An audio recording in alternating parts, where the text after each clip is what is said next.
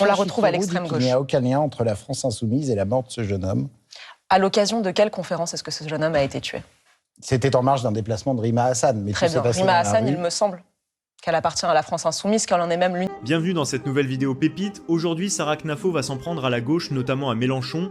Elle va revenir sur la mort de Quentin et désigner l'extrême gauche comme un parti violent, communiste et qui est contre les Français. Mais comme vous allez le voir, le journaliste va tenter par tous les moyens de défendre la gauche en disant que la France insoumise n'a rien à voir avec la mort de Quentin. Je vous laisse voir, c'est collector. C'est-à-dire que hier, sur un marché du 15e arrondissement, ma tête de liste, Samuel Lafont, excellent candidat pour le 15e arrondissement par ailleurs, j'invite tous ceux qui nous écoutent à voter pour lui le 15 mars, a été agressé par des militants d'extrême gauche, agressés verbalement. Ils se sont mis à crier contre lui, contre mes militants, comme cela se fait dans de très nombreux arrondissements de Paris où ils sont agressés. Et ce dont je parle est filmé. Ce sont des images qu'on peut retrouver, notamment dans le 18e arrondissement ou dans le 20e, agressés en permanence. À ce moment-là, mes militants leur ont demandé de se calmer. Et comme d'habitude, vous avez la gauche qui essaye d'inverser les rôles. Et c'est exactement ce qu'on a vu ce week-end avec l'affaire de Quentin, ce jeune homme de 23 ans, sans histoire, qui faisait des mathématiques à la fac et qui s'est retrouvé piétiné au sol. Et d'ailleurs, vos confrères de TF1 ont montré les images, je pense que ça fait un électrochoc pour les Français.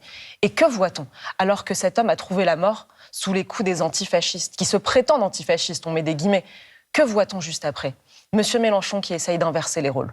On retrouve toujours les mêmes méthodes. Et sincèrement, c'est scandaleux qu'on puisse voir cette violence. On nous parle de violence politique. En réalité, c'est une violence communiste. Ce n'est pas de la violence qu'on retrouve de tous côtés.